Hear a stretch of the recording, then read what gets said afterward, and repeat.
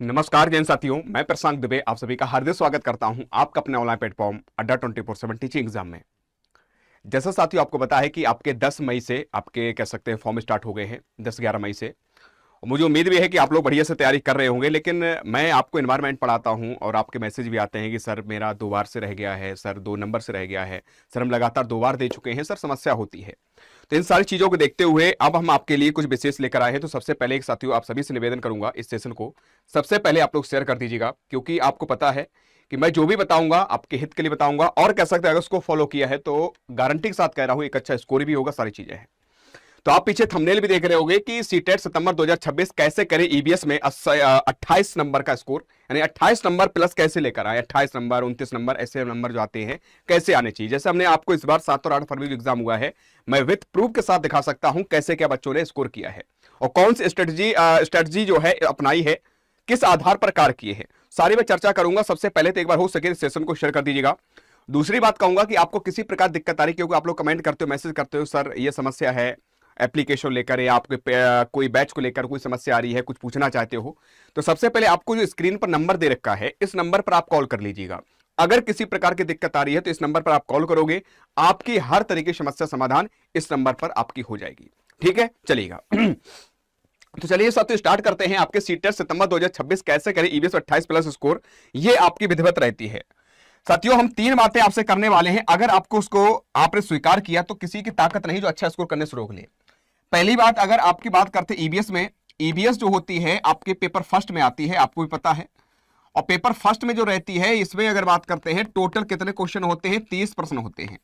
कितने क्वेश्चन होते हैं साथियों, 30 क्वेश्चन होते हैं और आपके 30 नंबर के होते हैं, ये भी आपको पता है। ठीक, 30 नंबर के होते हैं।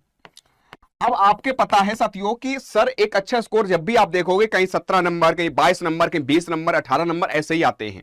क्या कारण होता है इतने नंबर कम क्यों रह जाते हैं, इसका क्या रीजन होता है? तो इसको लेकर हम लोग क्या करते हैं कि सही स्ट्रेटजी जो है नहीं अपनाते हैं, कहीं ना कहीं हमें लास्ट में समस्या मिलती है। तो हमारी पहली बात आपको स्वीकार करनी है, अगर मानो तो पहली बात आपको क्या ध्यान रख लेनी है, पहले तो प्रीवियस ईयर पेपर, आपको एक प्रीवियस ईयर क्वेश्चन पेपर लगाना है। एक कोई 2011 ले लो या कैसे 2012 ले लो, जो भी आपके एग्जाम हुए हैं सबसे पहले एक पेपर लगाना है। उससे आपको क्या पता लग जाएगा, पेपर का लेवल आपको पता लग जाएगा कि पेपर कहां से कैसे पूछा जाता है, कि एनसीईआरटी का कितना रोल रहता है और प्लस कैसे पेडागोजी कितना रोल रहता है। पहला तो आपको यह पता करना है, ठीक है, कि हमारे कहने से नहीं कि 15 क्वेश्चन पेडागोजी 15 नंबर कंटेंट, पहला काम आपको यह करना है। दूसरा कार्य आप क्या करोगे साथियों, जब आप क्वेश्चन पेपर लगाओ उसके बाद आपको पता लगेगा जो कंटेंट वाले प्रश्न हैं, जो फैक्ट टू फैक्ट पूछे जा रहे हैं, ये कहां से आ रहे हैं। तो उसके लिए हमारी दूसरी बात आपको ध्यान रख लेना है, ओल्ड एनसीईआरटी, ये फ्री वाली स्ट्रेटजी है मेरे बच्चे, old NCERT plus new NCERT. जो ओल्ड एनसीईआरटी और न्यू एनसीईआरटी जो है साथियों आपकी क्लास थर्ड, जो आपकी कौन कौन सी है साथियों, क्लास थर्ड वाली एंड फोर्थ एंड फिफ्थ, ये आपको केवल ओरली कम से कम ऐसे नॉर्मली पढ़ना है। क्या करना है, जैसे आपका लेसन फर्स्ट है, लेसन सेकंड है, आपको पढ़ना है बस।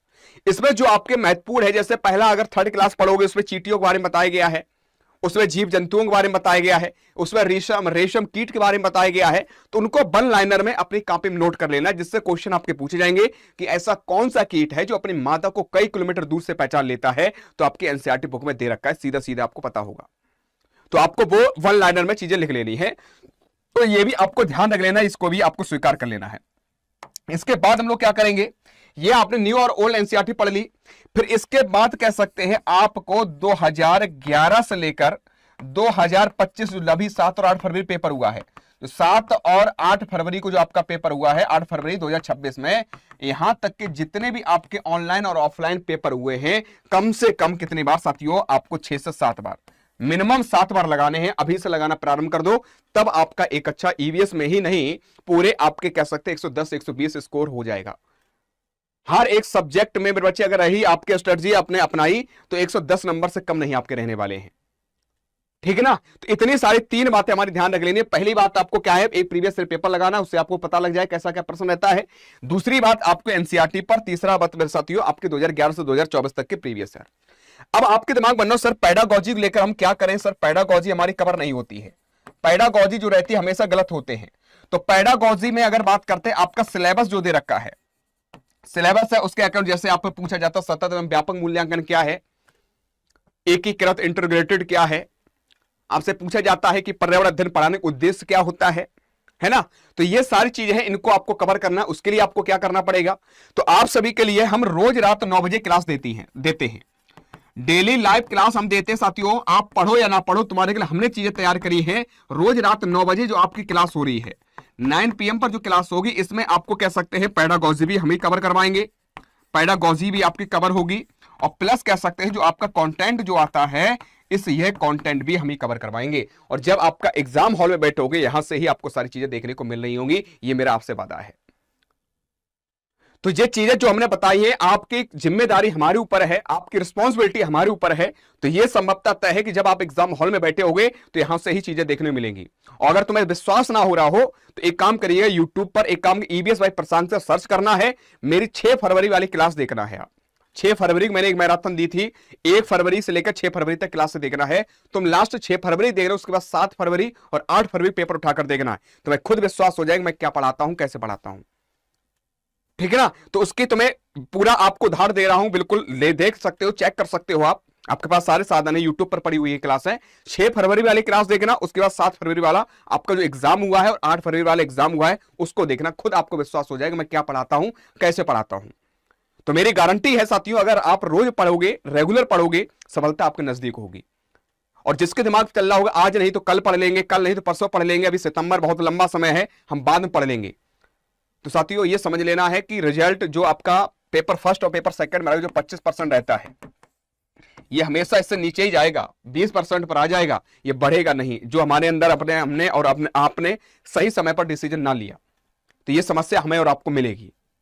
तो ये चीजें जो हमने आपको बताई हैं, इन बातों का आपको विशेष ध्यान रखना है।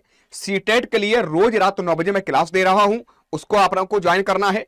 बाद बाकी तुम हमारे ऊपर जिम्मेदारी छोड़ दो, सारी चीजें मैं कवर करवाने के लिए तैयार हूं, ठीक है, यूट्यूब पर।